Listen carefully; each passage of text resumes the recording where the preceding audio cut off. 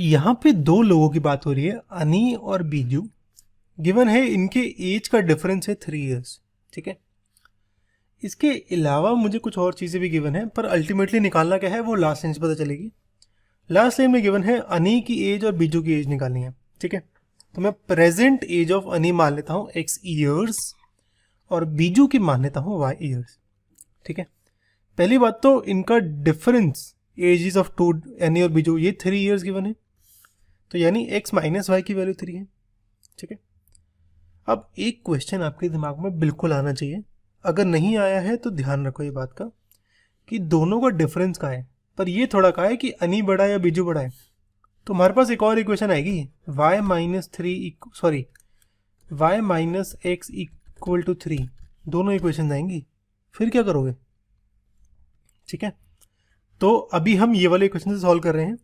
एक एंड में नोट आएगा जहाँ पे मैं बताऊंगा कि ये कैसे सॉल्व करा है। ठीक है, और इसका क्या यूज़ है।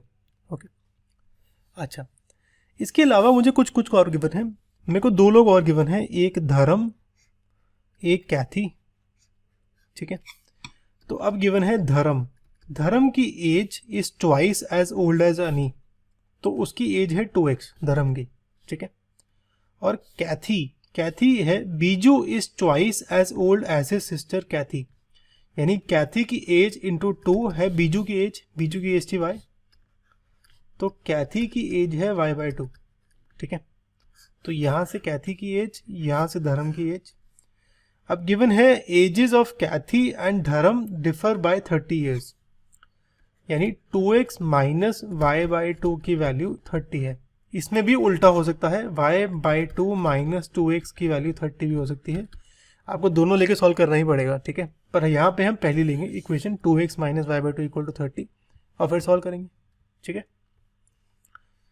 तो धर्म की एज 2x लिख दी मैंने, Biju is twice as old Kathy, तो कैथी की होगी y/2 age of Dharm and Kathy differ by 30, तो 2x माइनस y/2 की वैल्यू 30 के इक्वल।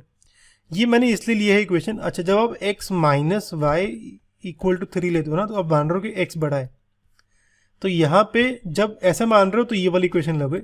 जब उल्टा मान रहे हो y minus x equal to 3, तब आप मान रहे हो y बड़ा है, तो आपको अज्यूम करना पड़ेगा y/2 minus 2x equal to 30। ठीक है, फिर देख लेना अगर एज नेगेटिव आ रही है तो वो वाली इक्वेशन नहीं लेनी है। ओके, तो इस इक्वेशन को देखें तो ये इक्वेशन कुछ ऐसी। तो अब मेरी फर्स्ट और सेकंड इक्वेशन ये आ गई, इन्हें सॉल्व करना है।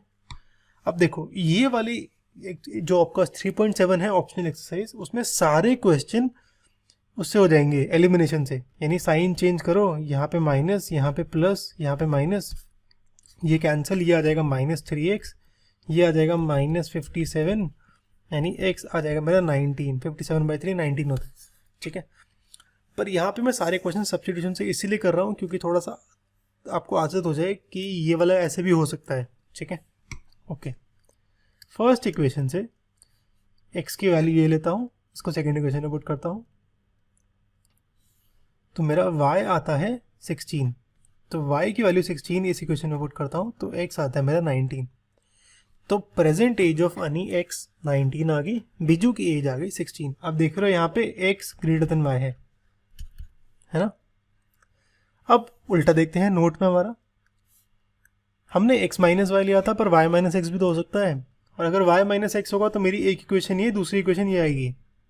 अच्छा, इसमें भी आपको अज्यूम करना पड़ेगा कि y बड़ा है या x बड़ा है, वो भी देखना पड़ेगा। ठीक है, पर अगर इन दोनों को सॉल्व करेंगे ना अगर हम, तो x की वैल्यू 21, y की वैल्यू 24 आती है, तो आंसर डिफरेंट आता है। ठीक है, सेम भी नहीं आ रहा है, डिफरेंट आ रहा है, तो मतलब ये भी आपको लेना पड़ेगा कि 21 24 भी आंसर है और 19 16 भी आंसर है हमारा।